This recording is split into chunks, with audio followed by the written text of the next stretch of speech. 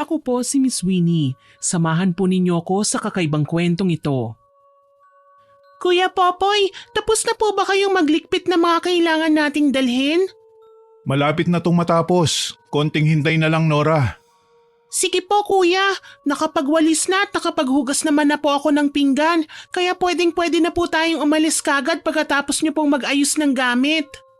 Pero Nora, sigurado ka na ba talaga rito? Kasi baka mamaya hindi mo pa pala kayang lumaban sa mga aswang. Alam ko naman na gustong-gusto mong gumanti sa pagkamatay ng mga magulang mo. Pero kung hindi ka pa sapat na handa, lalo na sa edad mo, mas mabuti nang ipagpaliban na muna natin. Naku kuya, nakita niyo naman po kung gaano ako kagaling makipaglaban, diba? Kayo po ang nagturo sa akin. At saka may sapat na kaalaman ako sa panggagamot at sa pagiging albularyo kagaya ni ina. Kaya sa tingin ko naman po kayang-kaya ko na po. Iba kasi ang pakikipaglaban sa mga aswang sa totoong buhay. Puro ensayo lang tayo, saka ako lang naman ang kalaban mo.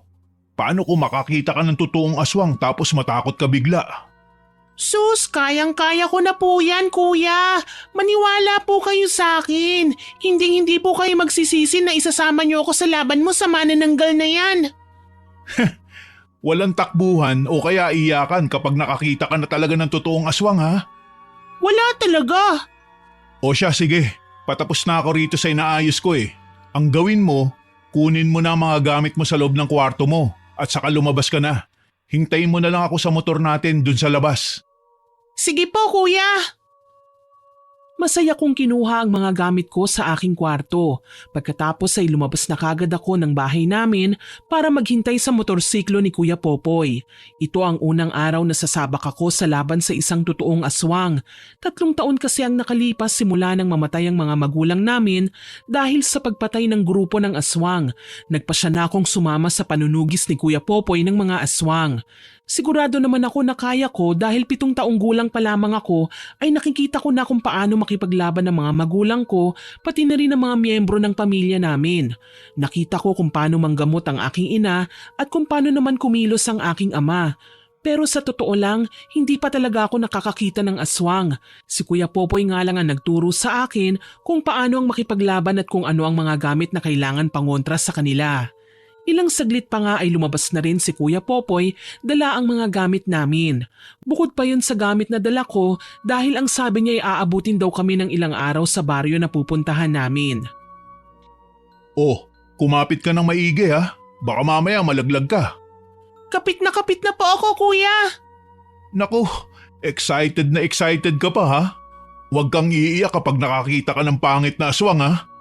Eto naman si kuya, napakakulit eh. Hindi nga po. Kaya tara na at umalis na tayo.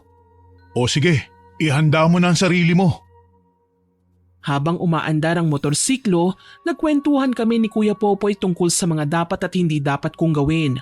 Sa haba ng biyahe, napagkwentuhan din namin ang tungkol sa pag-aaral ko. Simula kasi nang mamatay ang pamilya namin, hindi na ako nag-aral pa ulit. Pinipilit ako ni Kuya Popoy pero parang wala pa talaga akong ganang mag-aral. Ang sabi ko sa kanya, sasabihin ko na lang kung kailan ko gusto ulit. Hindi naman niya ako pinilit. Sa trahedyang nangyari sa pamilya namin, kami lang ni Kuya Popoy ang natirang buhay. Ang lolo at lola namin, ang mga tiyuhin pati na ang mga pinsan ay inubos ng mga aswang. Natira kami ni Kuya Popoy dahil kasalukuyan kaming nasa fiesta noong madaling araw na yon. Habang abala ang lahat sa pagsasaya, doon sumugod ang mga aswang. Matapos ang 1 oras na biyahe, huminto kami sa harap ng isang bahay. Ang sabi ni Kuya Popoy, yun daw ang bahay ng nagpapatugis ng aswang. Oh, bumaba ka na. Dahan-dahan ka ha. Opo kuya. Hiya! Ayan, okay na po ako. Katukin mo na ang pinto ng bahay nila. Sige po kuya, ako na po ang bahala. Magandang hapon po. Magandang hapon din bata, anong kailangan mo? Ako po pala si Nora. Ako po yung isa sa manunugis ng aswang. Kasama ko po ang kuya kong si Kuya Popoy. Ikaw, manunugis ka ng aswang? Ang bata-bata mo pa. Niloloko mo ba ako? Ha? Hindi po. Naku, kung pinaglololoko mo lang ako, umuwi ka na sa inyo. Magandang hapon po, Aling Kuring. Ako po si Popoy, yun na rekomenda ng kaibigan nyo. Pasensya na po kayo sa kapatid ko ha. Pero tama po ang sinabi niya. Isa po siyang manunugis ng aswang. Talaga? Hindi ba parang ang bata pa niya para maging manunugis? Bata lang po siya, pero marunong siya makipaglaban. Ganun ba? O siya, sige, pumasok kayo sa loob at mag-usap tayo tungkol sa trabahong ipapagawa ko sa inyo. Sige ho, maraming salamat. Hali kayo at maupo muna kayo rito sa may kusina. Salamat po. May gusto ba kayong inumin? Sige ho, kahit na tubig lang okay lang sa amin. Diyos po, meron kayo? Ano ka ba naman, Nora? Hindi na po Aling Kuring. Ayos na po kami sa tubig. Ayos lang, ano ka ba? Bata naman yan kaya natural na maghahanap ng iba bukod sa tubig. Sige ho, kung meron ba kayo salamat po. Kuya, sigurado ka bang mapagkakatiwalaan siya? Oo naman, inirekomenda siya ng kakilala ko. Bakit mo natanong? Wala lang, nakakainis kasi ang pagtawag-tawag niya sa akin ng bata Ano naman, bata ka naman talaga. Ewan ko po kuya, pero nakakainis na wala siyang tiwala sa akin porke bata pa ako. Ako rin naman wala pang tiwala sa iyo Kaya nga patunayan mo sa akin na marunong ka na. Para sa susunod, isasama kita ulit. At saka walang magiging problema kung sakaling susugurin na natin yung baryong matagal na nating gustong sugurin. Kaso hindi pa nga natin alam kung saan yun Huwag kang mag-alala, Nora. Darating din ng araw na malalaman din natin kung saan ang baryong yun. Basta ngayon pinayagan na kitang sumama sa akin. Magsanay ka na para kapag nalaman natin, handang-handa ka na. Oh mga bata, heto na ang juice nyo. Maraming salamat po, Aling Kuring. Parang napakalayo ng agwat nyong dalawa ano? Opo. 10 taon ang pagitan ng mga edad namin, Aling Kuring. Mag-isa lang sana ako kaso sumabit pa itong si Nora Masaya namang magkaroon ng kapatid, pero mukhang makulit itong si Nora. Opo, may kakulitan nga po talaga itong kapatid ko. Hindi naman ako makulit. Makulit po, no? Kaya nga sana kaya nga niyang makipaglaban sa mga aswang. Bukod sa bata pa siya babae pa. Hindi ka ba natatakot na isama siya? Isasama ko po siya para masanay siya. Hindi ba dapat nag-aaral siya? Ayun nga po Natatakot po siya mag-aral. Nagkaroon kasi siya ng trauma. Kung hindi niyo mamasamain, pwede ko bang malaman kung bakit? Kasi importante talaga ang pag-aaral. Personal na po kasi yun, Aling Kuring. Pero hindi ko naman pababayaan ang kapatid ko. Alam kong darating ang araw na mahihikayat din siya mag-aral ulit. Kung sa bagay, kwento niyo yan at hindi ko na dapat pang pakialaman. Nire-respeto ko ang desisyon niyong itago. Ang mabuti pa po, pag-usapan na natin yung tungkol sa manananggal. Ay oo nga, yung manananggal na tutugisin ko, pumatay na ng 2 buntis. Nung una, akala namin nakunan lang talaga at nagkaroon ng komplikasyon yung babae kaya namatay. Pero sa pangalawang pagkakataon, nawala ang buntis madaling araw nang mamamalengke sana siya. Buong araw hinanap pero hindi mahanap. 1 linggo rin bago natagpuan ang nabubulok niyang bangkay sa may kagubatan. Wakwak ang tiyan niya at wala na ang sanggol. Ang nakakapagtaka lang doon ay kung bakit tuwing papasikat na ang araw tsaka niya ginagawa. Pwede pong papasikat na kasi ang araw saka pa lang siya nakahanap ng biktima. Tama ka dyan. Baka nga ganon. Pero ano't ano man sana mahuli niyo kagad kung sino ba ang aswang na gumagawa noon bago pa mahuli ang lahat. Marami pa namang buntis ngayon sa baryo namin. Sige ho, kami na po ang bahala. Pero bago po yun, pwede po bang malaman kung may mga bagong salta po rito sa baryo nyo? Wala naman. Kaya nga pinagtataka namin kasi ngayon lang nagkaroon ng mga ganitong problema kahit na wala namang bagong salta sa baryo. Kung ganun, mga pinakamatatanda po. O siya, sige. Ililista ko ang mga pangalan ng pinakamatanda sa baryo namin. Pinakinggan kong maigi ang usapan nila kuya at ni Aling Kuring pero ang hirap palang intindihin. Napapakamot na lang ako at nagkukunwaring naiintindihan ng lahat kahit na hindi naman talaga. Hindi ko alam kung dahil bata pa ba ako o sadyang mahina lang talaga ang utak ko pagdating sa pag-intindi sa sitwasyon. Doon ko na-realize na hindi pala madali ang maging isang manunugis. Nakaramdam na ako ng kaba pero ang determinasyon ko na wag kagad sumuko ang nagtulak sa akin na tumuloy pa rin. Matapos nilang mag-usap, Umalis na kami ni Kuya Popoy at nag-umpisa na kagad sa pag-iikot sa baryo. Kailangan mahuli kagad natin ang manananggal sa lalong madaling panahon. Kaya maging mapagmatsyag ka ha. Opo kuya, wag po kayong mag-alala. Hindi mo po pagsisisihan na isinama mo ko. Patunayan mo na lang. Mas gusto kong ginagawa kaysa puro dada. Siyempre naman po. Siya nga pala, kapag kakaiba na ang pakiramdam mo sa matandang kakausapin natin, sabihin mo kagad ha. Si Aling Kuring po, kakaiba po ang pakiramdam ko sa kanya. Mabait naman si Aling Kuring. Bakit ba siya ang pinag-iinitan mo? Kakaiba po talagang nararamdaman kong inis sa kanya eh. O siya, sige. Inis ka na sa kanya. Pero hindi ibig sabihin nun, aswang siya. Parang siya nga po ang aswang eh. Loko kang bata ka. Halika na nga at baka may makapansin pa sa atin dito. Magkakakilala pa naman ang lahat dito. Baka mapansin tayo kasi hindi tayo kilala. Mabuti pa nga po kuya. Nag-ikot-ikot kami sa baryo. Nakakapagod nga dahil bawat matandang nakakausap namin at mga pinagsususpetsahan ni Kuya Popoy na pwedeng manananggal, palaging hindi ang sagot ni Kuya. Ang inakala kong madali, mahirap pala. Lalo na nang inabutan na kami ng gabi pero wala pa rin kami talagang ideya kung sino. Kuya, pagod na ako. Wala pa rin po ba talaga? Wala pa rin eh. Ikaw ba? Wala ka pa rin pinagsususpetsahan? Bukod kay Aling Kuring, wala na po eh. Puro ka Aling Kuring. Siya lang naman po talaga ang mukhang aswang eh. O siya, sige. Sabihin mo nga sa akin kung bakit iniisip mong mukhang aswang si Aling Kuring. Masyadong kulubot ang mukha niya. Bukod pa ron, mabaho siya. Amoy patay na daga. Ano? Anong sinasabi mong amoy patay na daga? Ayoko naman pong maging masyadong masama ang ugali kaya hindi ko po sinabi sa'yo. Sabi niyo po hindi naman siya aswang. Pero amoy patay na daga po talaga siya, kuya. Grabe ka naman. Halika na. Umalis na tayo at puntahan natin ang bahay ni Aling Kuring. Ano po? Pero kuya… Hindi ko maintindihan kung bakit biglang nagmadali si Kuya Popoy na pumunta sa bahay nila Aling Kuring. Panay ang tanong ko sa kanya habang nasa biyahe kami papunta roon pero hindi siya kumikibo. Basta tuloy-tuloy lang siyang nagpapaandar ng motorsiklo. Humaharurot ang pagtakbo noon kaya kapit naman ako sa bewang niya dahil baka mahulog ako kung hindi ako kakapit. Hanggang sa makarating na nga kami sa bahay ni Aling Kuring.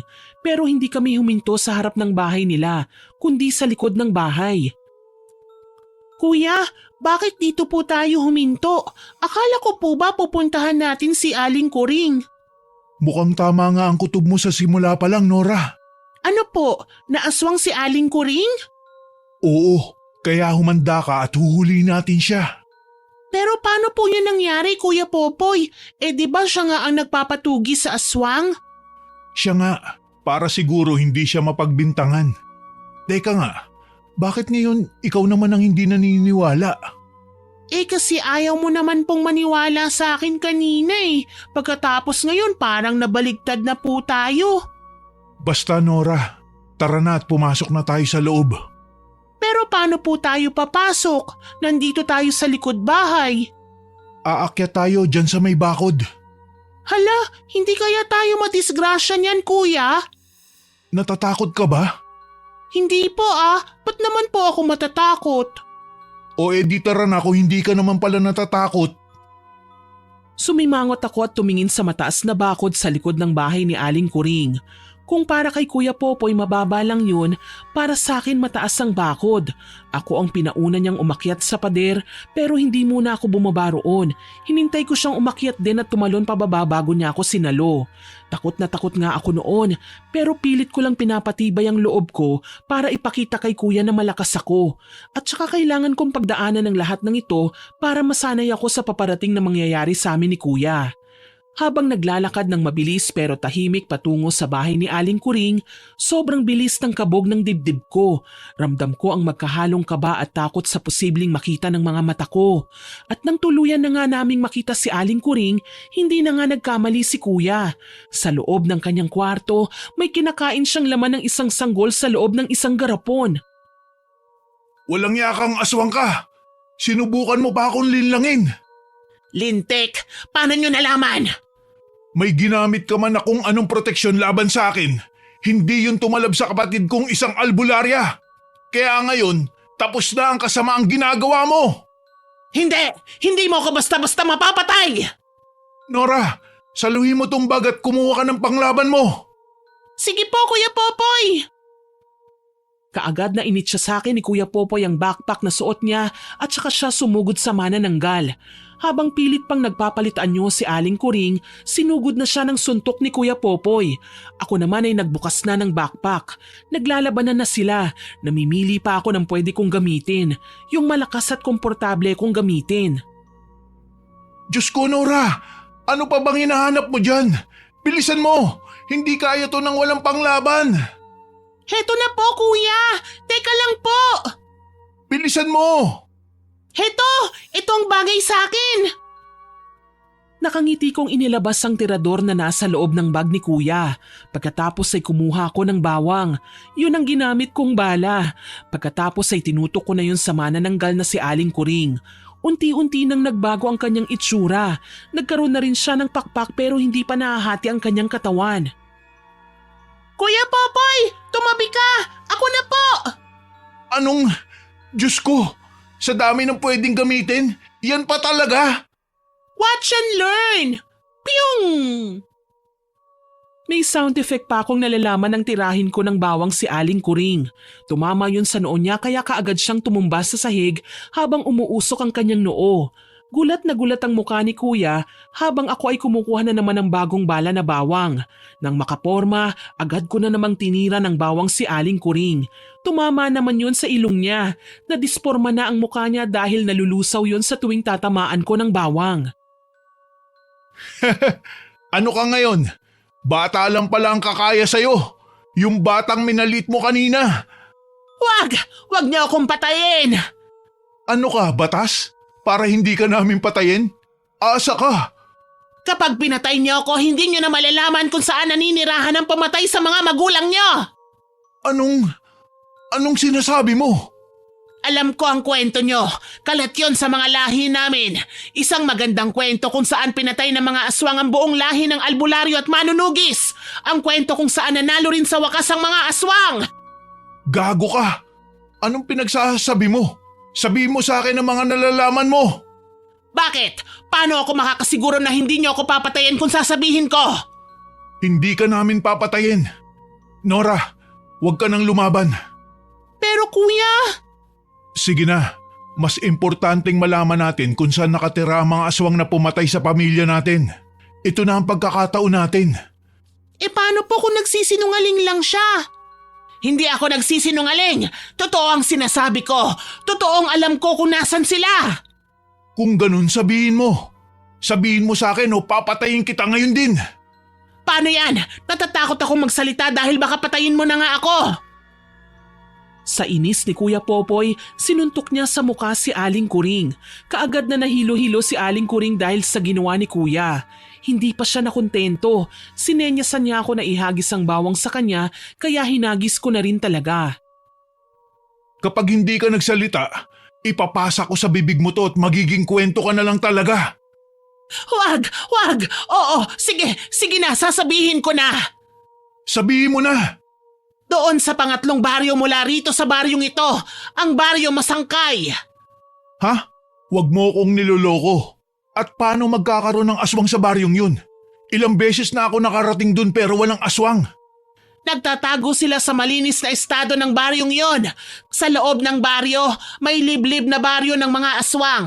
Sa likod ng isang mataas na pader na inaakala ng lahat ay wala ng kasunod. Naroon sila, nagtatago. Nagsasabi ka ba ng totoo? Oo, wag mo akong papatayin. Pwede ko pa kayong tulungan. Sasabihin ko sa inyo ang… Hala, Kuya Popoy! Hindi na natuloy ni Aling Kuring ang sinasabi niya dahil bigla na lamang pinasak ni Kuya ang bawang sa bibig nito.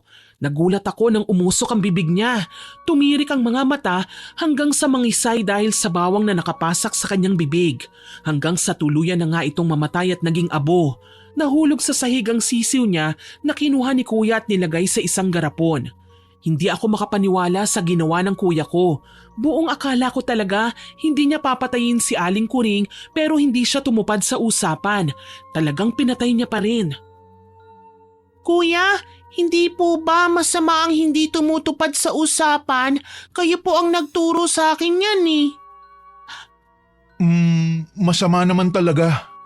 Bakit po pinatay niyo pa rin si Aling Kuring kahit na may usapan kayo?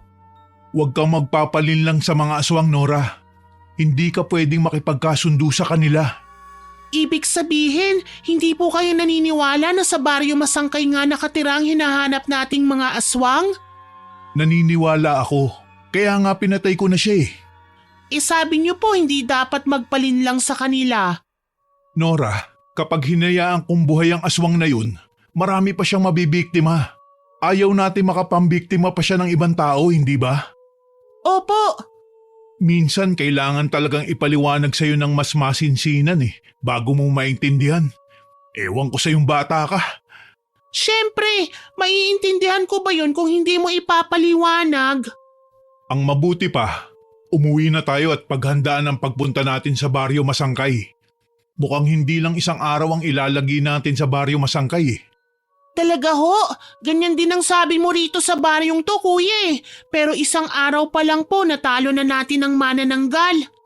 Ang yabang mo Oo na, sige na at magaling ka talaga. Hindi ko inaasahan ang ganun ka katalino, bunso. Siyempre, kanino pa ba ako magmamana? Sa kuya mo, syempre. Hala, nanay o tatay po ba kita? Assuming tong si kuya. Ikaw na bata ka. Halika nga at pakunyat lang ng konti sa ulo mo. Kung mahabol mo pa ako. Bleh. Hindi ko alam kung paanong ang saya-saya namin matapos ang pakikipaglaban namin na yon kay Aling Kuring. Ang totoo, ito ang unang pagkakataon na naging napakasaya talaga ng itsura ni Kuya Popoy pagkatapos ng 3 taon na nangulila kami sa pamilya. Kahit naman kasi pinakita sa akin ni Kuya Popoy na ayos lang siya, ramdam ko naman na hindi. Alam ko na nasasaktan din siya pero pilit niya lang na tinatatagan ng kanyang loob. At ngayon malapit na naming makamit ang hustisya, gumagaan na ang loob namin pareho. Oh, dahan-dahan sa pagkain. Di naman kita aagawan yan eh.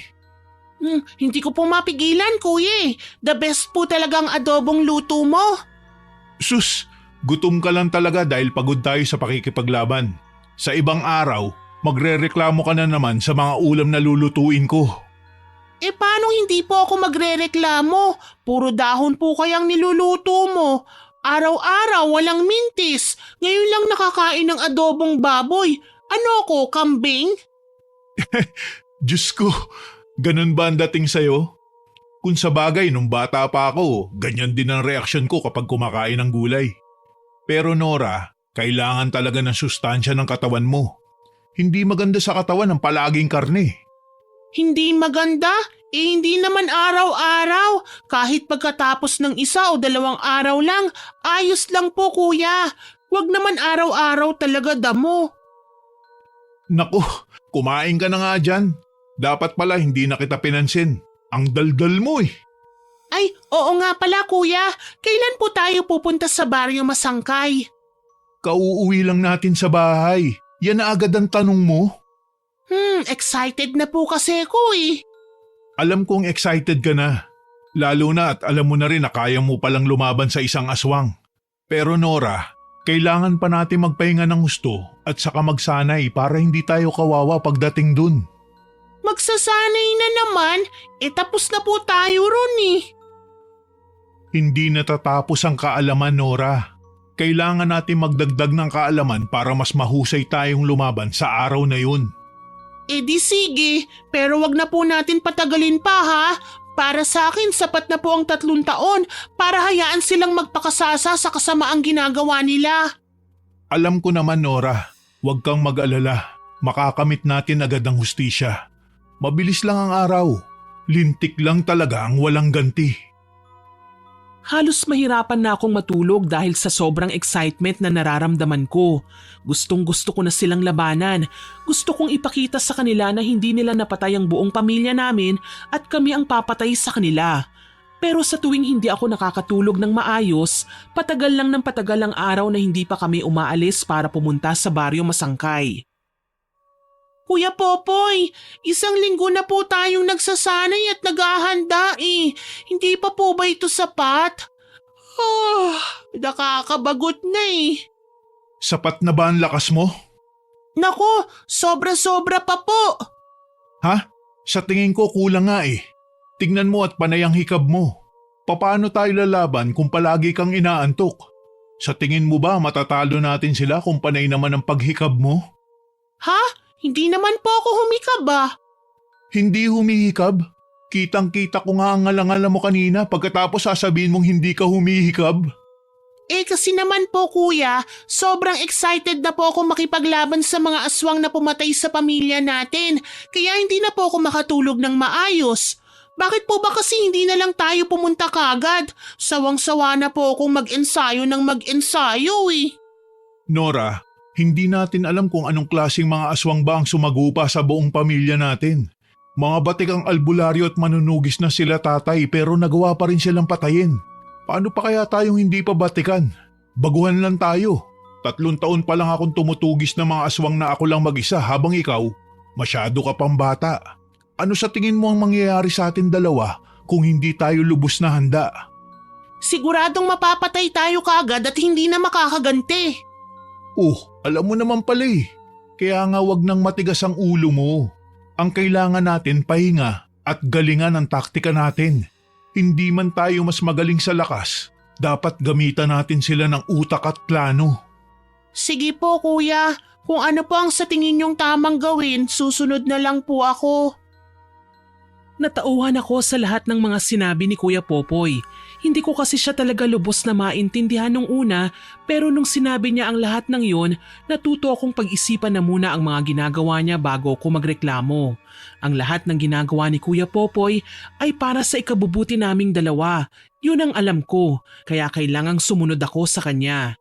Ilang araw pa kaming nagsanay, meron pa kaming mga pinuntahan na kakilalang manunugis o kaya naman albularyo na pwede raw makatulong sa amin, pero imbis na magpasama, nangihingi lang ng proteksyon at panlaban si kuya. Halos abutin kami ng 1 buwan hanggang sa tuluyang makumpleto ang mga kailangan namin ni Kuya Popoy.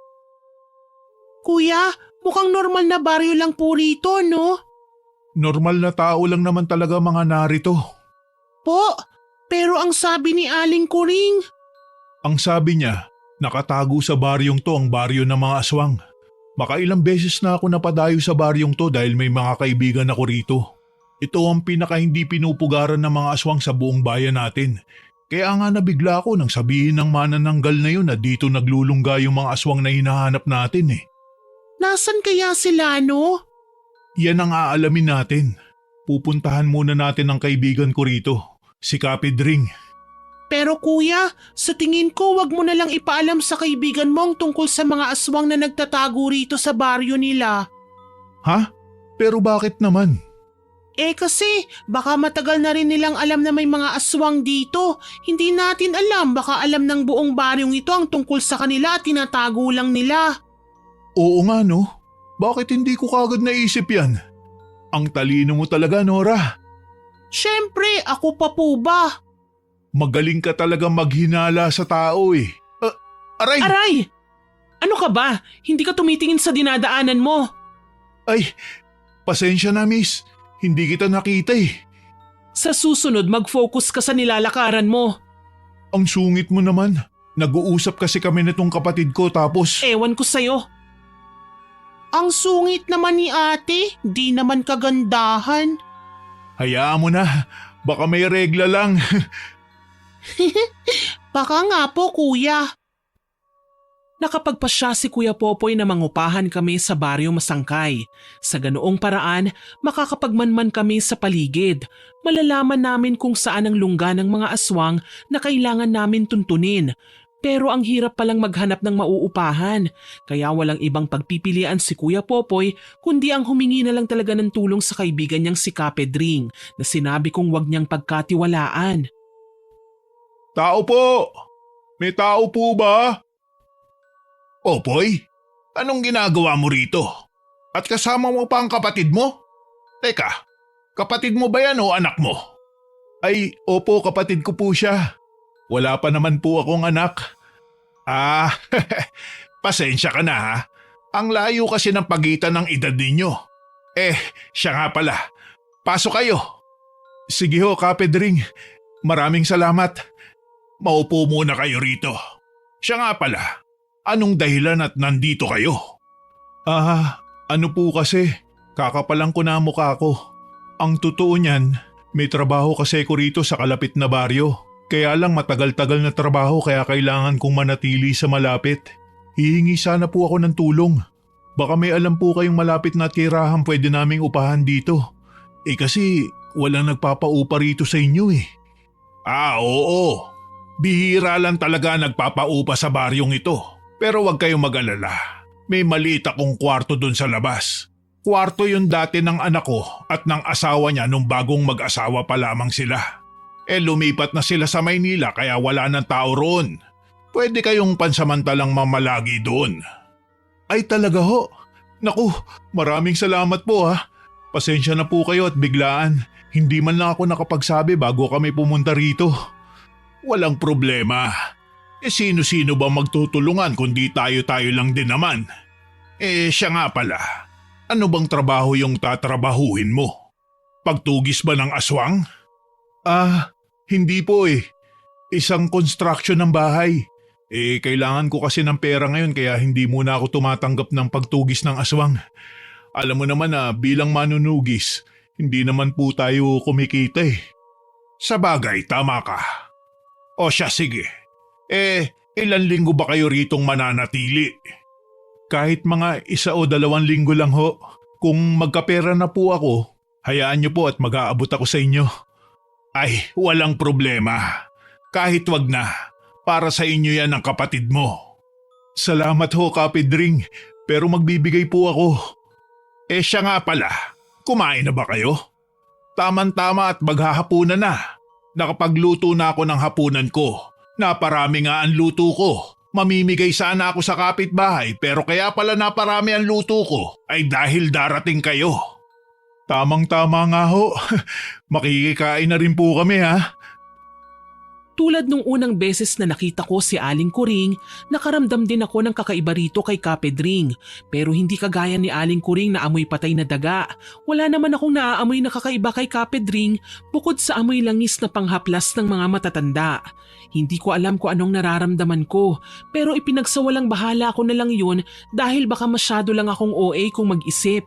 Baka sabihin ni Kuya Popoy lahat na lang pinaghinalaan ko. Matapos naming makikain doon sa bahay ni Kapedring, dinala niya kami sa bahay na sinasabi niya. Maliit lang talaga ang bahay pero kasya naman kami ni Kuya Popoy. Kumpleto yon, may lababo at banyo rin at saka mga gamit na mukhang ginamit ng anak ni Kapedring. Kuya, magtatagal po kaya tayo rito? Hindi natin alam, Nora. Pero sana hindi na tayo magtagal dahil gustong-gusto ko na matapos tong matagal na nating plano. Sana nga po no, sana magawa na natin ng maayos. Sana maipaghiganti na natin ang buong pamilya natin. Oh, bakit bigla ka naman nalungkot dyan? Wala po, naalala ko lang po silang bigla. Namimiss ko na po sila nanay at tatay eh. Ay, masyado ka pa kasing bata nang mawalan ka ng mga magulang kaya alam kong nasasaktan ka, Nora. Kailangan mo pa rin ang kalinga ng mga magulang. Hindi naman sapat ang kuya. Kuya, sapat po kayo para sa akin. Hindi niyo po ako pinabayaan. Talagang namimiss ko lang po sila. Siyempre iba pa rin po ang alaga nila nanay at tatay. Namimiss ko na po yung pagkanta sa akin ni nanay kapag pinapatulog niya ako. Yung pagpasan sa akin ni tatay sa likod niya kapag gusto ko. Hay, kung maibabalik lang sana natin ang buhay nila. Gusto mo bang maglakad-lakad na muna sa labas habang nakapasan ka sa likod ko? Ay, magandang ideya po yan, kuya. Sige po. Magbihis ka na muna ng pajama at saka ng jacket dahil malamig sa labas. Opo, kuya. Dali-dali akong kumuha ng jacket pagkatapos kong magbihis ng pajama tsaka kami lumabas ng bahay. Pagkalabas, kaagad niya akong pinasan sa likod niya at naglakad-lakad kami sa may gilid ng kalsada kung saan tahimik na. Kakaunti na lamang ang mga taong nakakasalubong namin, mga galing yata sa trabaho. Habang naglalakad, hindi ko maiwasang humikab. Nakakaantok ang lamig ng hangin at ang pagheles sa akin habang nakapasan ako sa likod niya. Pero ang inaakala kong payapang paglalakad sa labas, mabubulabog ng isang kaluskos na mula sa damuhan kung saan malapit lang kaming naglalakad. Hala, kuya, ano po kaya yun? Teka, pakinggan natin ulit. Doon po banda, kuya. Oo nga no, ano kaya yun? Tignan po kaya natin para malaman natin. Naku, ikaw talagang bata ka. Baka mamaya may aswang pala dyan, hindi tayo handa. Kuya, parang anduwag mo naman. Meron po akong dalang bawang. Ano? Nagdala ka? Opo, nandito sa bulsa ko. Ikaw talaga, mas manunugis ka pa kaysa sa akin eh. Pero hindi na natin kailangan ng bawang dahil may pangontra na tayong anting-anting. Bakit natatakot pa po kayo? Binibiro lang kita. Ikaw naman kasi, masyado ka matapang kay bata-bata mo pa. Ayaw mo yun, kuya? Hindi naman. Pero minsan kasi yan sobrang katapangan nawawala na sa lugar. Kaya ilugar mo ang katapangan mo. Saan po ba dapat ilagay ang katapangan? Naku, pahihirapan mo pa ako magpaliwanag eh. Halika na nga at tignan na natin. Kuya Popoy, ano po kaya yun? Ha? Saan? Ayun po oh, may mga parang ilaw. Ha? Oo nga. Maliliit na ilaw. Parang apoy. Hala kuya, baka yan po yung hinahanap nating baryo ng mga aswang. Oo nga. Puntahan na po natin. Anong pupuntahan nyo? Ay palaka! Hala, bakit nandito po kayo? Kayong dalawa, anong ginagawa nyo rito? Gabing-gabi na. Naglalakad-lakad lang kami. Ikaw nga dapat ang tinatanong ko kung bakit nandito ka. Kababae mong tao, nandito ka sa damuhan na mag-isa ka lang? Pakialam mo. Di pakialam mo rin ba sa ginagawa namin dito? Hay nako, bahala kayo dyan. Basta wag lang kayo pupunta ron sa mga may ilaw. Yari talaga kayo. Bakit? Ano bang meron sa mga ilaw na yun? Wag mo nang alamin, masisira ang buhay mo. Hindi tayo gagalawin yan hanggat nandito tayo sa baryong ito. Teka lang miss, baka pwedeng malaman kung ano yung mga ilaw. Naku, close ba tayo? At saka sino nga pala kayo? Hindi ko kayo kilala. Ako si Popoy. At ito naman ang kapatid kong si Nora. Kaibigan ako ni Kapedring. Pwede ko na bang malaman kung ano yung mga nakikita nating ilaw mula rito? Hindi porket nagpakilala ka, close na tayo. Isa pa pagkatapos mo kong sungitan pabalik, gusto mo sagutin ko ang tanong mo? Asa ka? Teka lang miss. Uy, sandali. Kuya, wag niyo na po siyang pilitin. Baka mas lalong hindi siya sumagot. Parang may alam siya no? Opo, sa tingin ko po mas okay po kung akong kakausap sa kanya. Ha? Paano mo naman siya kakausapin? Basta po, ako ang bahala. Kakausapin ko po siya. Lumingon ako pabalik sa mga ilaw na nakikita namin ni Kuya Popoy. Medyo malayo yun mula sa kinatatayuan namin pero alam ko at sigurado kung yun na nga ang baryo ng mga aswang. Malakas ang kutob ko at hindi ko na pwedeng pagdudahan yun. Si ate na panay pagsusungit sa amin, alam ko rin na may alam siya at gagawin ko ang lahat para masagot niya ang tanong namin ni Kuya. Kung kinakailangan ko siyang gamitan ng cute powers, gagamitan ko siya. Hindi na namin masyadong inusisa ang mga ilaw na nakikita namin. Sa halip ay umuwi na kami dahil baka kung ano pa ang makita namin doon. Hindi pa naman kami handa, wala kaming dalang panlaban. Pagka-uwi sa bahay, agad kaming natulog. Kuya Popoy! Kuya, gising na po! Bakit ba? Maaga pa naman eh. Hindi po tayo dapat nag-aaksaya ng oras. Bumangon ka na po dyan. Ay, oo na. Ito na at babangon na nga. Nakaligo ka na rin? Opo, para ikaw na lang po ang hihintayin ko.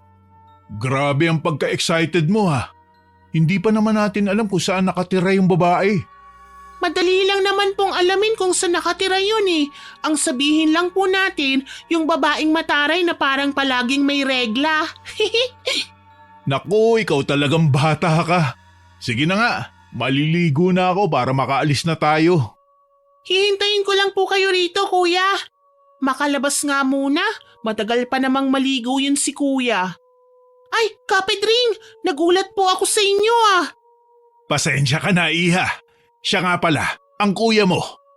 Naliligo pa po eh. Ah, ganun ba? May ibibigay sana ako sa inyong pagkain eh. Heto oh, almusal. Hala, hindi na po sana kayo nag-abala pa. Nako, walang problema. Sobra naman ang pagkain na niluluto ko palagi. Mabuti nga't nandito kayo para may kasalo ko sa pagkain. Sige po, maraming salamat po, Kapedring.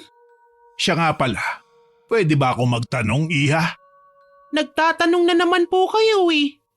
Ay, oo nga no. Ano kasi, nakita ko kayo ng kuya mo na lumabas kagabi kahit gabing-gabi na. Saan kayo nagpunta? Bakit niyo po natanong? Wala naman.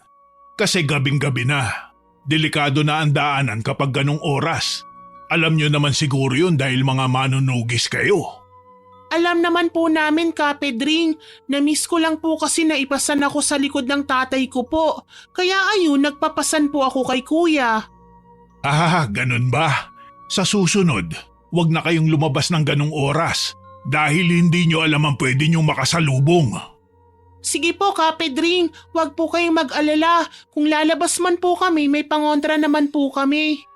Mabuti kung ganun. Pero po sa pagkakaalam ko po, di po ba walang aswang sa baryo nyo? Wala ngang aswang. Pero hindi natin alam kung ano ang bigla na lang susulpot sa gitna ng gabi. Mas mabuti na ang mag-ingat. Sige po, Kapedring. Salamat po sa paalala. O siya, dalhin mo na yan sa loob ng bahay nyo at kumain na kayo ng almusal. Baka mahuli pa sa trabaho ang kuya mo. Siya nga pala, sasama ka ba sa kanya o maiiwan ka rito? Sasama po ako, Kapedring. O siya sige, mag-ingat kayo ha. Lalo ka na. Opo. Matapos akong pangaralan ni Kapedring, iniwanan niya ako ron at saka umuwi na ng bahay niya. Habang ako naman ay pumasok na pabalik sa loob. Bala ko pa naman sanang makipagchismisan sa labas para naman makakuha ng impormasyon kung saan nakatira yung ate na masungit. Kaso natakam din ako sa pagkain kaya mas gusto kong unahin ang kumain ito. Pagpasok ko sa loob, katatapos lang din maligo ni Kuya Popoy. Nagtaka siya nang makitang may bitbit akong Tupperware. Oh, saan galing ang dala mong pagkain? Galing po kay Kapedring. Lumabas lang ako para sana magpahangin pero nakasalubong ko siya kaya hindi ko na po natuloy. Mabuti na yon dahil baka maligaw ka sa labas. Hindi naman po ako maliligaw. Naku Nora, hindi mo sigurado. Baka mamaya maligaw ka dyan sa labas kapag hindi mo ako kasama. Sa susunod wag kang aalis nang hindi nagpapaalam sa akin ha. Opo, kuya. Ang mabuti pa, kumain na tayo. Sige po, kuya. Kaya lang, hindi pa po ba tayo dapat na maghinala kay Kapedring? Bakit? May kakaiba ka bang nararamdaman sa kanya? Hati po kasi. Parang oo na hindi. Kanina po pinagsabihan niya ako. Ang sabi niya sa akin, wag na raw tayong lumabas sa gabi kasi baka raw may makasalubong tayong kung ano. Di po ba wala naman daw? Ibig sabihin, alam niya may aswang sa baryong to lalo na sa gabi. Yun din nga po ang naiisip ko, kuya. Hayaan mo na, ako na lang ang bahala sa susunod. Sa ngayon, ang unahin natin ay yung pakikipag-usap dun sa babaeng nakausap natin kagabi. May alam siya at alam kong mapipilit mo siya. Po? Bakit po? Di ba sabi mo kagabi? Ay oo nga po pala. Naku, wag po kayong mag-alala, Kuya Popoy. Ako po ang bahala sa kanya. Hindi po yan makakatanggi sa akin. Aasahan kita ha. Sa'yo nakasalalay ang unang misyon natin dito. Kinabahan naman tuloy ako sa sinabi ni Kuya Popoy. Sa akin nakasalalay ang una naming misyon. Sana lang talaga magawa ko ng maayos ito. Hindi pa naman kahit kailan natanggihan ang cute powers ko. Kaya lakas loob kong gagawin yon mamaya. Pagkatapos naming mag-almusal, Umalis na kagad kami. Hindi ako sasamahan ni kuya kapag nahanap na namin yung babae. Kailangan niya kasing magpanggap na nagtatrabaho kaya syempre kailangan niyang magtago. Habang ako naman kakausapin at bubuntutan yung babae. Inabot din kami ng halos kalahating oras bago ko natagpuan yung babae. May hawak siyang bayong nang makita namin siya. Dali-daling nagtago si kuya habang ako naman ay tumatakbo patungo ron sa babae. Ate! Ano bang nagawa kong masama nung nakaraang buhay ko at paulit-ulit kitang nakakasalubong? Grabe naman po kayo. Para naman pong napakamalas kong tao. Hay, bakit ba kasi? Ate, alam niyo po kasi, sayang at maganda po sana kayo kaya lang masungit kayo eh. Huwag po kayong magsungit. Alam kong maganda ako kahit masungit ako. Kung wala ka nang sasabihin, aalis na ako. Teka lang po ate, ano po kasi? Saan po kayo pupunta?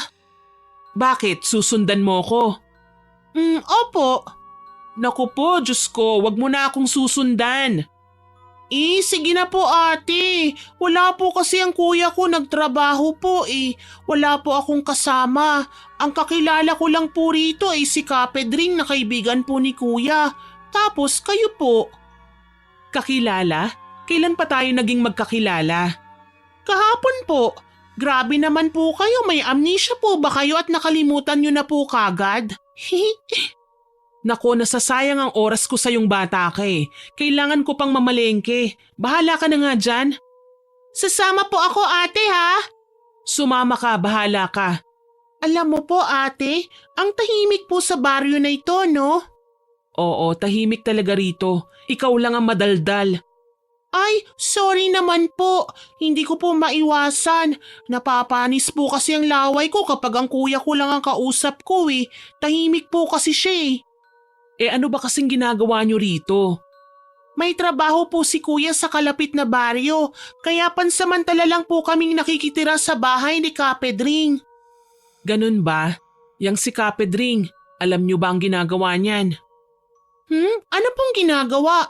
Sa tingin ko po kasi marami siyang ginagawa na hindi ko po alam eh. Hindi yon. Kung anong trabaho niya, alam mo ba? Siguro po alam ni kuya kasi siya ang kaibigan ni Kapedring eh.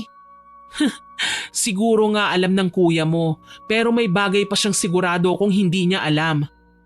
Alam mo po ate, lahat naman po tayo may sikreto eh. Gusto niyo po bang malaman kung ano ang sikreto ko? Sige, anong sikreto mo? Sikreto nga po eh, bakit ko po sasabihin sa inyo? Palabiro ka rin palang bata ka. O sige, kayo naman ang nakakaalam niyan eh. Ate, ano po bang bibilhin mo sa palengke? Ulam para sa tanghalian. Bakit mo natanong? Pwede po ba akong makikain? Hay, kaloka kang bata ka. Ganyan ka ba talaga? Ano pong ganyan ate? Pinanganak po akong ganito, oo.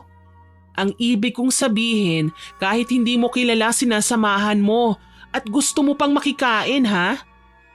Wala po kasing pagkain dun sa bahay namin eh. Tapos po natatakot po akong kasama si Kapedring. Kagaya nga po ng sinabi mo, parang may something po talaga sa kanya. Hay, ibig sabihin hindi mo talaga alam. Kuya mo lang ang nakakaalam. Nang alin po ba kasi yun ate?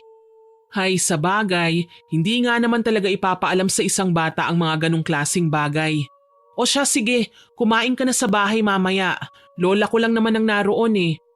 Yay! Sabi ko na nga ba mabait po kayo ate? Ay, teka lang. Ano bang pangalan mo? Nora po. Ikaw po ate. Tawagin mo na lang akong ate girly. Sinasabi ko na nga ba, wala talagang makakatanggi sa cuteness ko. Hindi niya rin talaga natiis ang pagiging cute ko at hinayaan na lang din niya akong sumunod ng sumunod sa kanya. May tinatago rin pala siyang kabaitan. Tinatago niya lang sa kasungitan niya. Sunod lang ako ng sunod sa kanya. Mula sa palengke hanggang sa makauwi na siya ng bahay. Hindi ko nga alam kung nasa na si Kuya Popoy eh. Sa loob ng bahay nila, naroon nga ang lola niyang nakaratay na sa higaan. Hindi na ito nakakabangon pa pero nakakapagsalita naman. Ate, ang sarap niyo po palang magluto. Ang sarap po nitong sinigang na bangus. Salamat, alam ko naman eh. Eh nga pala, pwede naman dun ka na kumain sa labas, doon sa kusina. Okay lang po, gusto ko pong kausap ang lola niyo eh, mabait po kasi siya. Saan mo ba napulot ang batang yan? Ang daldal, yan ang gusto kong kasama sa bahay. Maraming kwento. O di po ba? Gusto niya po akong kausap? Nako, nakahanap ng kadaldalan ng lola kong madaldal rin. E ano bang pinag-usapan nyo? Kung ano-ano lang, apo, tungkol sa mga sikreto ni Nora. Ano? Sinabi mo kagad kay lolang sikreto mo, pero sa akin hindi? Eh bakit ko naman po sasabihin sa inyo? Mas gusto ko pong sabihin kay lola, mas mukha po siyang katiwa-tiwala eh. Nako apo, ang kulit talaga ng batang ito. Tuwang-tuwa ako sa kanya. Pero Nora, mabait naman ang apo ko. Pwede mo siyang sabihan ng mga sikreto mo. Mukha lang masungit yan pero sobrang bait niyan. Tignan mo nga at inaalagaan niya pa ako. Kaya nga po mabait naman po si Ate Girlie. Pero tsaka ko na lang po sasabihin sa kanyang sikreto ko. Tama yan. Huwag kang basta-basta magtitiwala. Sumunod-sunod nga yan sa akin tapos walang tiwala sa akin. Naku, hindi mo masisisi ang bata kung bakit natatakot sa'yo. Ganyan ka kasi kasungit. Nagtatampo lang ako. O sige na nga po Ate Girlie, sasabihin ko na po ang sikreto ko. Wag na, baka sumama pa ang loob mo. Sasabihin ko na nga po ayaw niyo po ba? Sige na, sabihin mo na. Baka hindi po kayo maniwala sa akin Sabihin mo na, wag mo nang patagalin pa. Sige po. Ano po kasi, ang totoo po niyan, hinahanap po namin yung lungga po ng mga aswang. At alam ko kung nasaan. Teka, totoo ba yung sinasabi mo? Hinahanap niyo talagang lungga ng mga aswang? Opo, may ginawa po kasi silang napakasama sa amin Sobrang sama. Nako Nora, wag kang ang magbiro ng ganyan. Hindi po ako nagbibiro ate. Apo, mukhang hindi biro yon. Sa totoo lang, sinabi ko nga kung saan. Ano po? Sinabi niyo sa bata kung saan? Naku naman Lola, baka mamaya puntahan nga talaga nitong si Nora ang lugar na yon. Kasama naman daw niya ang kuya niya. Baka sakaling makawala na tayo sa sumpa ng mga aswang na yan kapag pinuntahan ng mga manunugis na kagaya ni Nora at kuya niya ang lungga na yon. Kaagad na kumunot ang noo ni Ate Girlie sa sinabi ni Lola Lita tsaka bumaling ng tingin sa akin. Ngumiti ako ng malawak, yung abot hanggang sa tenga ko at sigurado akong makukyutan siya sa akin. Pero mukhang hindi na ito umepekto dahil matapos naming kumain at nakalabas na kami ng kwarto ni Lola Lita, doon na niya ako pinagsabihan. Nora, sabihin mo nga sa akin ang totoo. Totoo ba yung sinasabi ni Lola Lita na mga manunugis kayo ng kuya mo? Opo, totoo po yun. Pero sikreto lang po ha. Baka magalit po kasi ang kuya ko kapag nalaman niyang sinabi ko po sa inyo Diyos ko naman, bakit hindi mo sinabi kagad sa akin kanina? Sikreto nga po bakit ko po sasabihin? Ikaw na bata ka? Magaling ka pala talagang umarte. Sinungaling ka pala? Hala po ate, masama po ang magsinungaling. Hindi po ako nagsinungaling sa inyo. Hindi ko lang po kagad sinabi, sinungaling na kagad. Ganun pa rin yun. Kagabi nung nakita ko kayo ng kuya mo sa may gubat kahit gabing-gabi na, nagmamanman ba kayo ron ha? Hindi po, pinasan niya lang po ako sa likod at may narinig kaming kaluskos sa may damuhan kaya naisip naming tignan. Hindi naman po pwedeng basta na lang kaming susugod sa lungga ng mga aswang kung hindi naman namin alam kung nasaan yun. Ay, Nora, hindi biro ang pagtugis sa mga aswang na yon. Malalakas na uri sila ng aswang. Bata ka lang at ang kuya mo. Sa tingin ko hindi pa nga siya ganun kabihasa Hindi niyo po yun sure. Magaling po ang kuya Popoy ko sa labanan. Hay, bakit niyo ba ginagawa ito kung ganun? Para po maghiganti sa kanila. Ang mga aswang na yon sila po ang dahilan kung bakit ulila na kami ng kuya ko. Totoo bang sinasabi mo, Nora? Opo, hindi po ako sinungaling. 3 taon na po naming pinaghandaan ito para lang mahanap ang lungga nila. Alam kong gusto niyong gumanti sa mga aswang na yon, pero hindi niyo kakayanin. Ang buong baryong ito, suportado ng mga aswang na yon. Ano po? Paano pong suportado nila? Ibig sabihin pati po kayo? Hindi, kinasusuklaman ko ang mga aswang na yon, pero wala akong magawa dahil sa taglay nilang lakas. Sa tindi ng lakas nila, nakapatay sila ng pamilyang batikang albularyo at manunugis. Ate Girlie, kami po yun. Pamilya niyo yun? Opo, kaya po gagawin namin ni Kuya ang lahat para mapatay sila. Uubusin namin ang kahuli-hulihang lahi nila kahit pa sabihin niyo pong malakas sila. Malakas sila pero daig ng matalino at wais ang mga malalakas. Yan po ang sabi sa akin ng kuya ko. Kung ganon dadaanin niyo sila sa talino, pero buong baryo ang kalaban niyo. Ano po bang problema sa mga taga-baryo niyo po? Bakit nila kinakampihan ng mga aswang? Dahil malaki ang swerteng bigay ng mga aswang na yun dito sa amin. Sa bayan namin, ang baryo namin ang pinakamayaman at pinakakilala dahil sa reputasyon nito. Ang mga aswang ang dahilan kung bakit yumaman ang baryo namin. Sa pamamagitan po ng ano? Hindi lang kasi sila basta-basta aswang, para silang kulto. Malalakas sila, nag-aalay rin sila ng mga tao sa pinakapinuno nila. Kaya kayo, mag-iingat kayo kay Kapedring dahil isa siya sa mga leader. Aha! Ibig sabihin po, tama nga ang kutob ko na may kakaiba sa kanya. Hindi pala siya isang manunugis ng aswang. Kung ayos lang sa'yo, dalhin mo ang kuya mo rito. Mag-uusap kami. Sige po, dadalhin ko po talaga siya. Bilisan mo dahil hindi natin alam kung anong iniisip ni Kapedring. Baka bigla na lang niya kayong traidorin.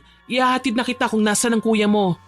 Okay lang po ate. Ako na po ang bahala kay kuya. Sigurado ka ba? Opo, wag po kayong mag-alala. Kaagad akong umalis ng bahay nila Ate Girlie para hanapin si Kuya Popoy. Pero kahit anong hanap ko sa kanya, hindi ko siya mahanap. Nagtataka ako.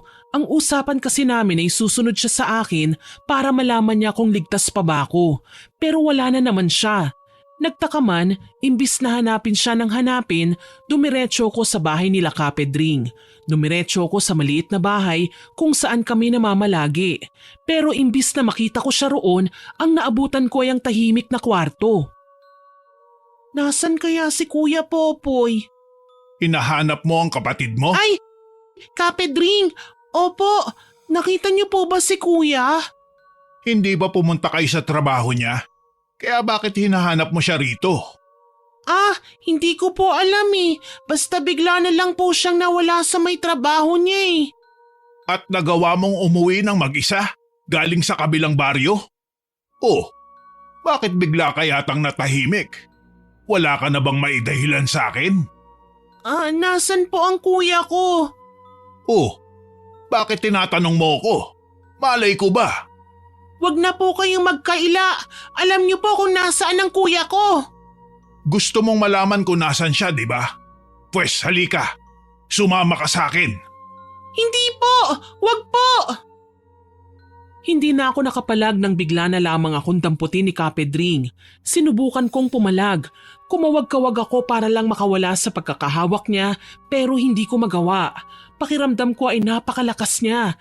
Doon ko na-realize na hindi pala ako ganun kalakas. Na bata pa nga lang pala talaga ako dahil hindi ko pa kayang ipagtanggol ang sarili ko. Habang papalabas ng bahay, nakita kong may mga aswang nang nakaabang. Ang mga itsura nila, nakakadiri at nakakasuklam. Ramdam ko ang pinaghalong kaba at takot sa dibdib ko. Pero pilit kong tinatapangan. Hindi ako pwedeng magpakita ng kaduwagan.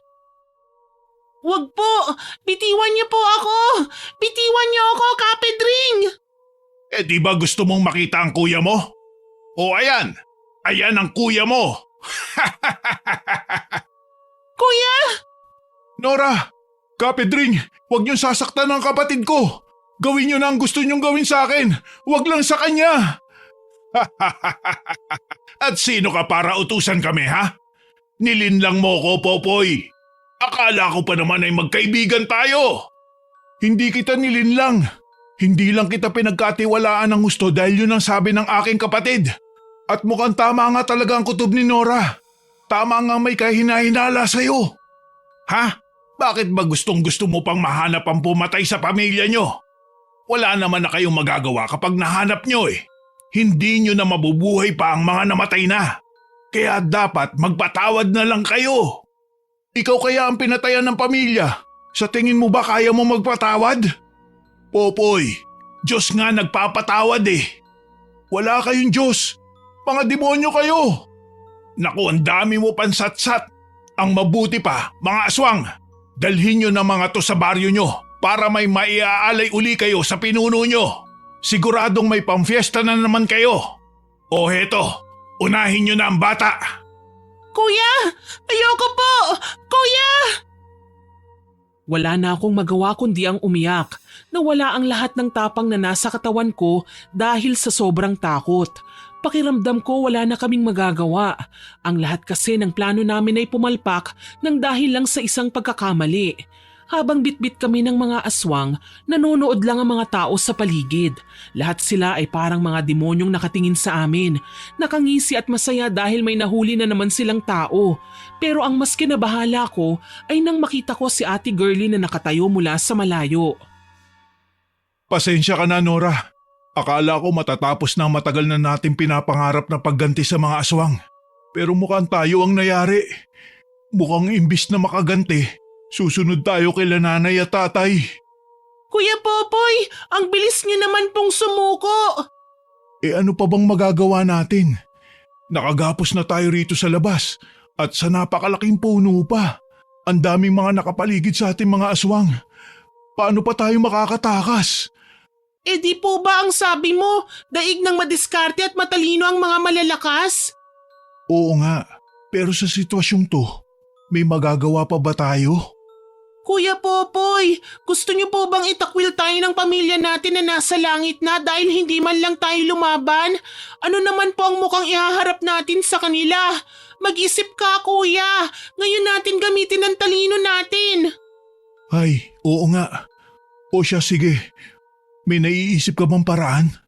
Kuya, watch and learn. May binabala ka? Hoy, Mamang Aswang! Mamang Aswang! Pilit kong tinatawag yung mga aswang pero hindi sila lumilingon sa akin kahit na anong tawag ko sa kanila. Kaya naman ang ginawa kong strategy ay ang sabihin sa kanila na may nakakahawa kong sakit at kung kakainin nila ako, siguradong mahahawa sila ng sakit ko.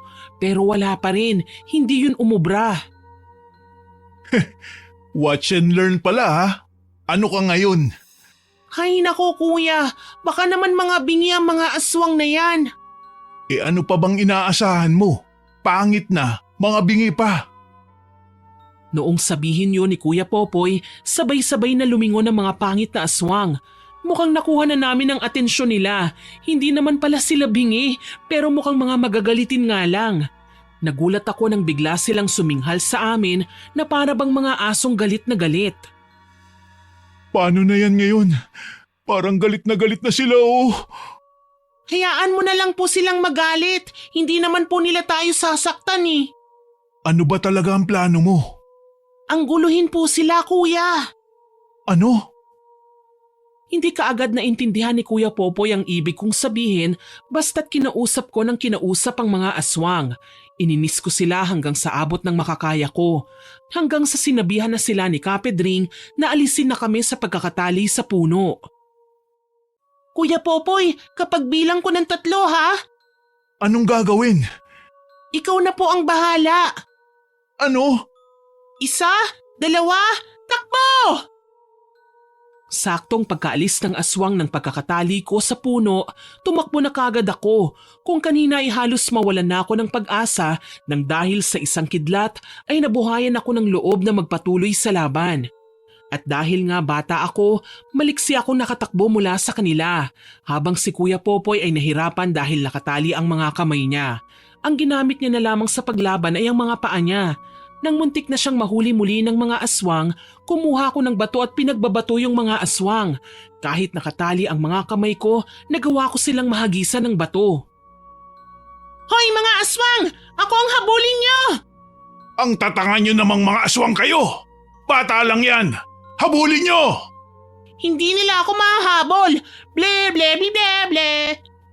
Ba't ang tapang ng batang ito ha? Kung inaakala mong mabilis kang tumakbo, akala mo lang yun! Kala ko lang ba talaga yon? Lintik kang bata ka! Hoy! Mga aswang! Bilisan nyo at mababawasan tayo ng alay sa pinuno! Kapag nakatakas yan, magsusumbong yan! Kumaripas ako ng takbo pero hindi ako tatakas. Sa halip, naghihintay ako ng may dumating. Alam ko na kahit bagong magkakilala lang kami, alam ko na tutulungan niya kami. Alam kong hindi niya kami hahayaan lang. Takbo ko ng takbo habang si kuya ay laban ng laban. Nakita ko pa nga siya kung paano ginamit ang kamay niyang pansalag para mahiwa ang taling pinanggapos sa kanya. Ang galing talaga ng kuya ko. Buong akala ko ay hindi na talaga nila ako mahahabol dahil nga sa bilis kong kumaripas ng takbo. Pero nakalimutan ko nga pala ng mga aswang sila at ang meron lang ako ay mga paa. Kaya naman nang lumipad na ang dalawa sa kanila at bigla na lamang sumulpot sa harapan ko, doon ako halos manlumo. Huwag kayong lalapit! Kapag lumapit kayo, maaamoy niyo ang kilikili powers ko! Oy! Ang sabi ko, huwag kang lalapit! Huwag sabi! Ay! Napatili ako ng malakas nang bigla akong buhatin ng aswang. Hindi ko alam kung bakit ang tagal-tagal niyang dumating. Sa kabilang banda, baka nga hindi na talaga siya dumating. Pero patuloy pa rin akong umaasa. Nagdarasal ako sa isip ko na sana dumating na siya, si Ate Girlie. Patuloy na nakipaglaban ang Kuya Popoy ko, pero dahil sa bilis at lakas ng mga aswang, walang nagawa si Kuya nang bigla na lamang siyang sunggaban ng isang mas malaking aswang. Kahit na ano pa ang nangyari sa amin ng kuya ko, kahit na dinala na kami sa isang kuweba at sa harap namin ay isang malaking aswang na may mahaba at nakakatakot na sungay, ang tanging nasa isip ko lang talaga ay sana dumating nga si Ate Girlie. Mahal naming pinunong aswang, heto na po ang handog namin sa inyo. 2 mga tao na nanggaling sa pamilya ng mga albularyo at manunugis. Sila ang natitirang lahi ng batikang albularyo at manunugis na pinatay natin 3 taon na ang nakalipas. Yung pinlano natin noon. Gago ka, Pedring! Hindi ka pala namin kakampi! Masyado kasi kayong mababait eh. Yung pamilya mo, sobrang mabait porke albularyo at manunugis ng aswang. Hindi nila ikinonsidera ang salitang wag basta-basta magtitiwala. Mabilis silang magtiwala eh. Pati pagdating sa akin, hindi sila nagdalawang isip. Hindi ka ba kinikilabutan sa mga sinasabi mo? Hindi ka ba natatakot na baka itong mga aswang na ito ay ginagamit ka lang din? Ginagamit lang naman talaga nila ako eh. Hindi naman ako magpapagamit kung hindi rin naman ako makikinabang, hindi ba? Ang tawag dito ay isang negosyo. Ha? Walang sinasanto mga aswang. At yan ang malaking pagkakamali mo. Magkaibigan kami ng pinuno. Magkasosyo kami sa isang negosyong ganito. Imposibleng hindi kakainin yan. Tignan mo. Nabigla na lang si Kapedring nang batuhin ni Kuya Popoy ng isang maliit na bato ang ulo ni Kapedring. Kaagad na nasugatan yun at tumagas ang dugo. Pagkatagas nun ay unti-unting narinig ang alulong ng mga gutom na aswang sa loob ng kuweba. Hayok na hayok sila sa dugo. Kaya naman nagmamadali silang tumakbo patungo kay Kapedring. Anong nangyayari? Anong ginagawa niyo sa akin? Hindi kami basta-basta makakain ng mga aswang dahil sa suot naming mga anting-anting at mutya. Hindi mo ba alam? Ikaw, lakas loob kang pumasok sa lungga ng mga aswang na wala man lang proteksyon. Ano sa tingin mo ang mangyayari kung masusugatan ka? E di pagpepiestahan ka nila? Wag! Wag pakiusap! Wag! Wala nang nagawa pa si Kapedring nang tuluyan na siyang lapain ng mga aswang na pinagtatanggol niya. Mukhang matagal-tagal na rin mula nung huling nakakain ng laman ng tao ang mga aswang na ito. Kaya naman nang makaamoy sila ng masarap na amoy ng dugo, hindi na sila nakapagpigil pa. Kahit padugo yun at laman ng kanilang kaibigan, hindi nila sinanto. Para sa kanila lamang siyan din ito. Nakakadiring panoorin kung paano nila inubos ng husto si Kapedring. Ultimo ang buto ay sinagad nila. Sarap na sarap sila. Kuya Popoy, paano tayo makakatakas? Parating na sila. Naririnig mo ba? Po! Pakinggan mo, parating na mga taong kanina mo pa hinihintay. Nagtataka man, maya-maya pa ay nakarinig ako ng boses ng mga tao na papalapit. Ang mga boses ay tila ba galit na galit hanggang sa nakaamoy kami ng amoy na susunog na bawang at ang mga aswang na kasama namin ay unti-unti nang natatakot. Nagkagulo sila para bang hindi nila inaasahan na may darating. Hindi nagtagal ay pumasok na si Ate Girlie kasama ang ilang mga tao. Maraming tao. Saan niya ba kinuha ang mga yun? Sugod! Ilang taon nila tayong hinawakan sa leeg. Ngayon ay matatapos na ang paghawak nila sa atin. Ate Girlie! Sa wakas dumating ka! Mamaya na tayo magdramahan, Nora. Kailangan na muna nating patayin ang mga aswang. Ay, oo nga po pala. Imbis na magpasalamat sa kanya, tumulong kami ni Kuya sa paglaban sa mga aswang. Maraming aswang, pero mas marami ang mga taong sumugod sa kanila. At mukhang matatalo talaga namin sila dahil handang-handa ang mga tao. May dala silang bawang. Sinunog nila yon at inihahagi sa mga aswang kaya mas lalo yung nagliliyab. Meron din may mga dalang asin. Winiwisik sa daanan kaya hindi na makadaan pa ang mga aswang. Ang mga bahay nila ay winiwisikan ng holy water. Ang ilan ay mas brutal, nagdala ng itak. Hanggang sa tuluyan na nga naming natapos ang laban. Lahat kami ay natahimik nang matapos ang labanan. Gulat na sa wakas, matapos ang ilang taong pagtitiis sa pamumuno ng mga aswang, makakawala na rin ang baryo nila. Sa wakas! Sa wakas nakawala na rin kami sa panggigipit ng mga aswang! Sa wakas! Ate Girlie, bakit naman po kayo umiiyak? Wala naman pong nakakaiyak eh. Hindi mo alam kung gaano ako nagpapasalamat sa sinabi mo, Nora. Nang dahil sa'yo nagkaroon ako ng lakas ng loob para labanan sila. Hala, ano pong sinabi ko? Sa dami ng dinaldal mo, nakalimutan mo na. Kaya nga po eh. Siya nga pala, Ate Girlie. Ang kuya ko po, si Kuya Popoy. Magandang gabi, Popoy. Magandang gabi rin, Miss Sungit. Miss Sungit? Ay, ano nga ang pangalan niya, Nora? Girlie po! Ay, girly pala. Salamat sa tulong mo ha. Muntik na kaming makain ng malalaking aswang na yun kung hindi dahil sa ginawa mo. Naku, wala yun. Magpasalamat ka sa sobrang kadaldalan ng kapatid mo. Na-trigger ako na gawin ito. Magaling talaga makipag-usap ang kapatid ko eh. O, di ba kuya? Ang sabi ko sa'yo eh, watch and learn. Ang hilig mo talaga magsabi niyan. Wa-epek naman. Siya nga pala, tungkol sa sinabi nitong pasaway kong kapatid. Anong sinabi niya na nagpa-trigger sa'yo? Yun yung daig ng mga matatalino at madiskarte ang malakas. Kayo naman, hindi nyo naman ginamit ang talino nyo eh. Hindi pa kami ganun katalino kung ganun. Pero ang kapatid mo matalino talaga. Akalain mong kahit masungit na ako, nagawa niya pa akong kulitin ng husto hanggang sa bumigay ako sa kakulitan niya. Ganyan talaga yan. Kung minsan nga iniisip ko na hindi na yan bata. Naku, sinabi mo pa. Parang hindi bata sa strategy niya eh. At malakas pa ang pakiramdam niyan sa mga dapat at hindi dapat na pagkatiwalaan. Ehem. Hindi pa po ba tayo uuwi? Ay oo nga pala. Ang mabuti pa, umuwi na tayo para makapagpahinga na ang lahat. Hay, salamat. Akala ko habang buhay na tayong magkukwentuhan dito eh. Nagtawanan sina Kuya Popoy at Ate Girlie dahil sa sinabi ko. Habang ako naman ay napangiwi na lang dahil para sa pagitan nilang dalawa, nakakaamoy ako ng masangsang. Ay, hindi pala. Mabango pala. Pero pinagkibit balikat ko na lang muna yun noon. Matapos nga ang gabi ng matinding labanan na yon, payapa na raw ang naging tulog ni Ate Girlie. Ang sabi niya sa amin, hindi raw kasi sila nakakatulog ng maayos nung may mga aswang pa. Sa tagal kasi bago mabigyan ng alay ang mga aswang na yun, baka sila na raw ang gawing pagkain.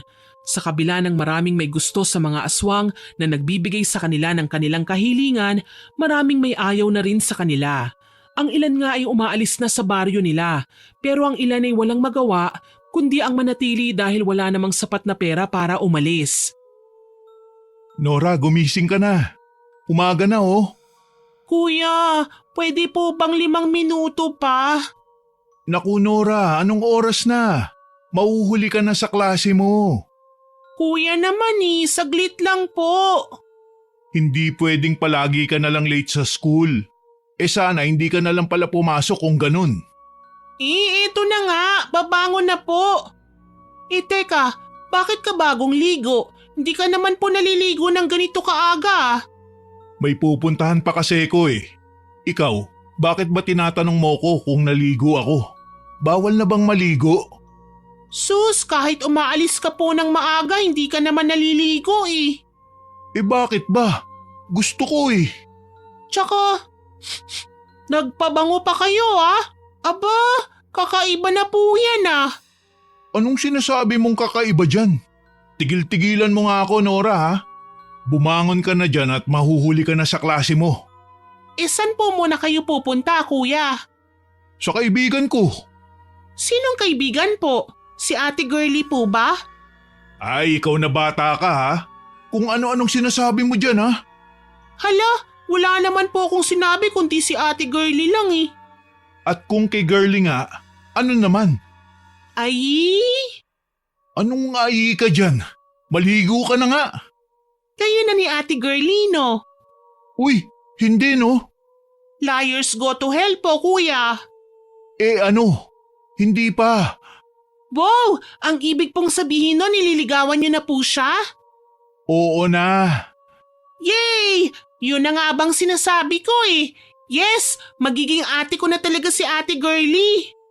Uy, Nora, hindi pa nga ako sinasagot Sasagutin ka nun. Alam ko naman na it's a tie Ikaw talaga, kung ano-anong natututunan mong salita Masaya po ako, kuya. At masaya po ako lalo na para sa inyo kasi masaya rin po kayo. Masaya na rin ako, Nora. Sa wakas nawala na yung bigat na pasan-pasan natin sa loob ng ilang taon. Makakapagpahinga na rin tayo ng maayos. Kaya nga po, kuya. Deserve natin ito. Tsaka na lang po tayo susunod kila nanay at tatay kapag naipagpatuloy na po natin ang lahi natin. Mga lahing albularyo at manunugis ng aswang. O siya, sige, maligo ka na ron. Ang aga-aga naman natin nagdadramahan dito.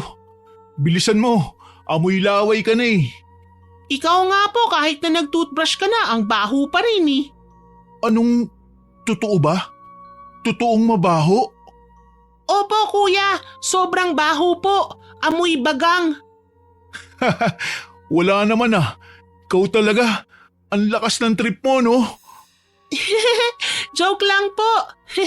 Ligo na po ako, kuya. Ikaw talaga, Nora. Halika nga rito.